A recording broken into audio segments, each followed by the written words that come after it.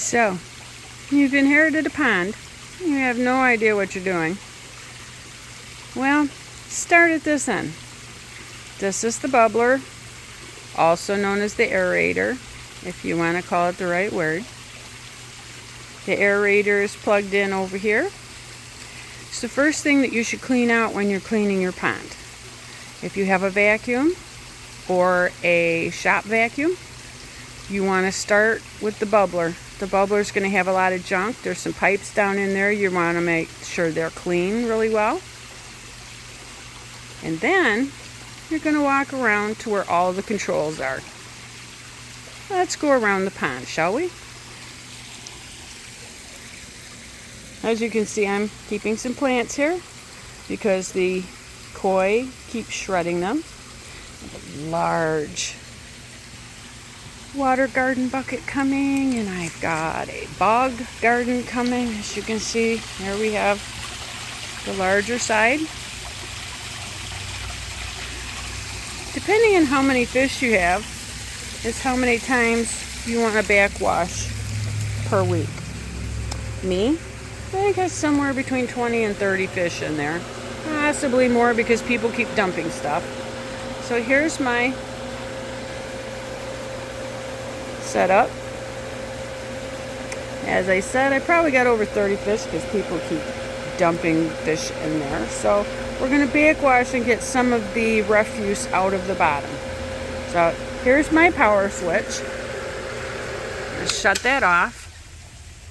And then this is the Danner pond system. I'm going to come over here. And if you're new, you're going to want to read this list.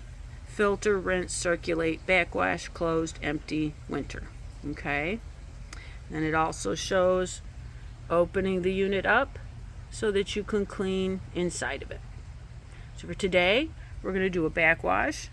Okay? The way I do backwash, I come up here, it's number 4. You're going to push this down.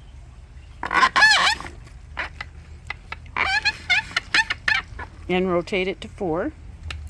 And you're going to come back over. Turn the power on. Now, let's pause for a second. Back here's the discharge hose. Let's take a look. The color of the water is really gross.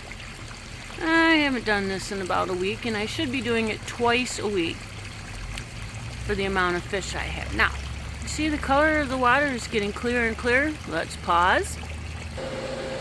Okay, back over here, and we're going to shut the system off. Now, come back over. We want to turn this to 2.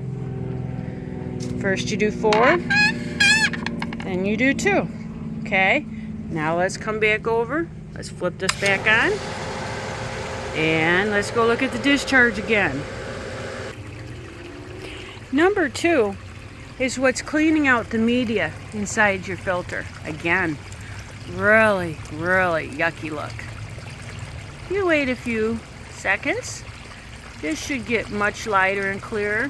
When it does, we're going to run back over and we're going to switch it again. I go from 4 to 2, to 4 to 2, to 4 to 2, and usually by that time I have all of the solids out of the bottom of the pond. Let's finish the job. Okay, so we've switched back and forth between 4 and 2. We should be done. So let's stop this. Let's put this back on 1. That's going to reactivate the waterfall. So let's go. Go back around. Ooh. Up the hill.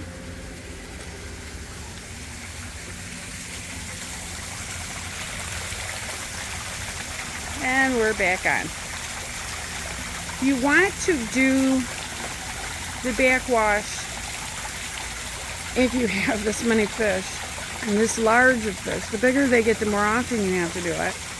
So you're going to want to go ahead and do backwashes at least twice a week.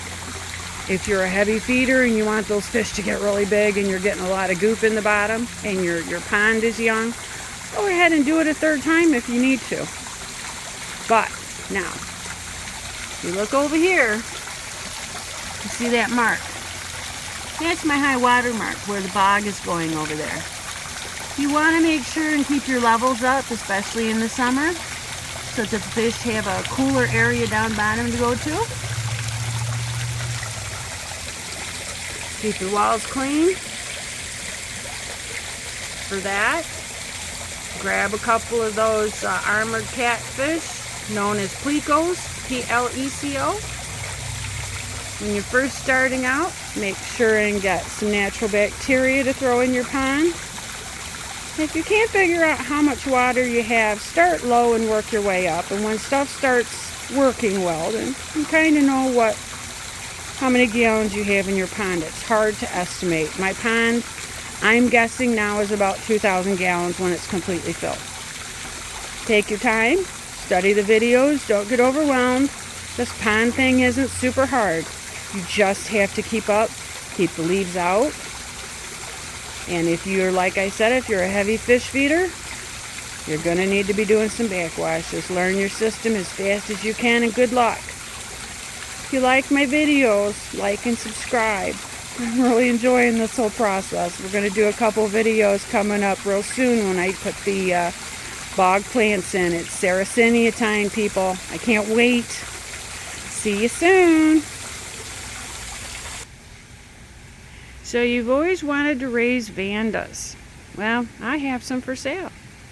Give me a holler, send me a message. The ones that have very few roots, some of them I'm letting go for $10. The really super nice ones are going for $35. And that's about it. Need some orchids? Give me a holler. See you soon, neighbor.